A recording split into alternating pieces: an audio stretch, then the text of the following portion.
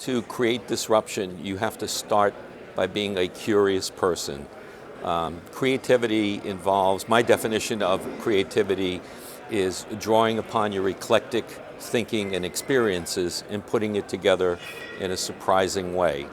Or others have described it as connecting the unconnected. And so if you're going to feed your brain, you have to be intellectually curious. You have to look at music, art, science, technology, fashion, trends, news events, and study other categories in other companies. So you have to put something into that repository before you can draw from it. Then I think another aspect of good creativity is associating yourself with people who are very different than you are.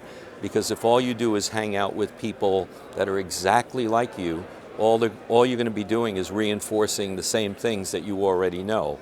Or I like to put it as inhaling your own fumes. Third, I think people need to learn to adopt more of a risk-taking attitude, because out of great risk-taking comes great creativity. So I mean, those are sort of core tenets of how I think about creativity. And then you have to apply those to the business world. So for example, how do I think about creating new customer experiences? How do I think about creatively eliminating friction points that exist in society or in my market? And maybe even inventing something entirely new that no one has thought of. So tell us about the media mix. So the creativity part is key, understanding your customer. Right. What does media mean to you or to financial services? Is it buying the spots? Is it the look of the retail location? What is the sort of the universe, the media world that you want to affect, and how do you do that? Through bought, through earned? Yeah, I mean, when I think about media, I think of all things as being media. I don't think about it in the narrow definition of it's only traditional paid media. It is the in-store experience. It is the way our customers are handled on the phone and the speed at which they're getting their questions answered. It is the website experience, and increasingly it's more of a mobile experience. So we meeting them, when and where they want, and then are we orchestrating all of the touch points in a way that reinforce a consistent brand message, whether it's paid, owned, or earned. So when I think about media, I think about it in more of a 360 sense, so including traditional and non-traditional.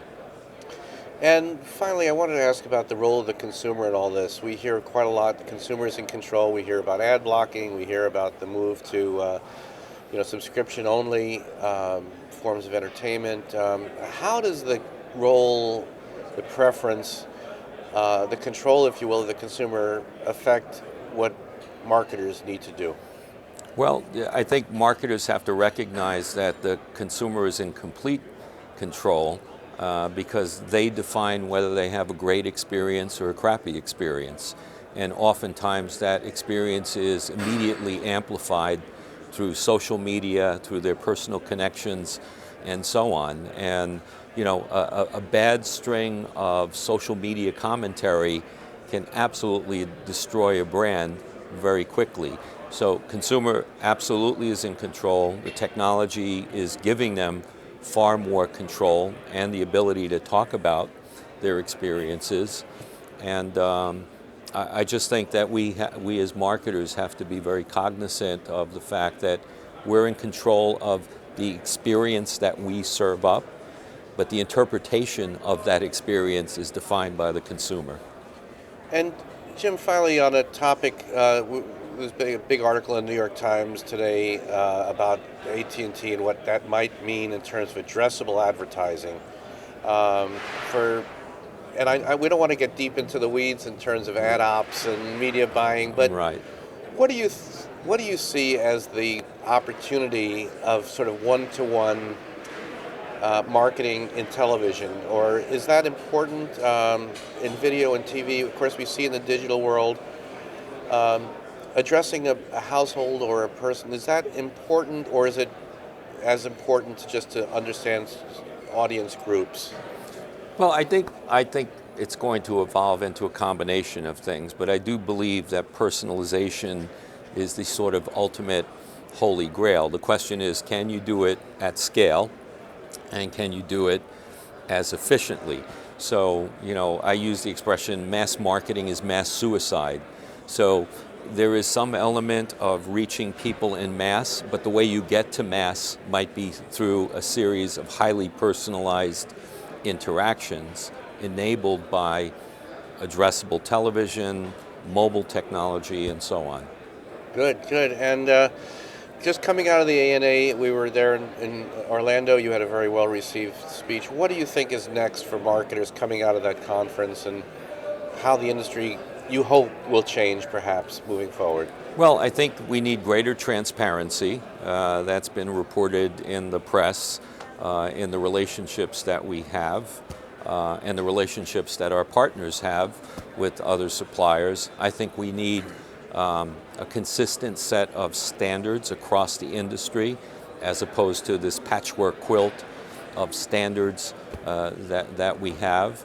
I think we have to eliminate fraud in the ecosystem and simplify it tremendously, because there's an enormous amount of bot fraud that exists as well.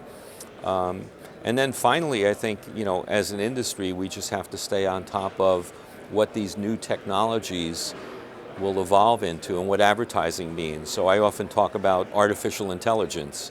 And if you think about your interaction with, let's say, the Amazon Echo, and how that's a voice to task kind of experience. So what is advertising's role when there's no typing into a laptop or on a mobile device?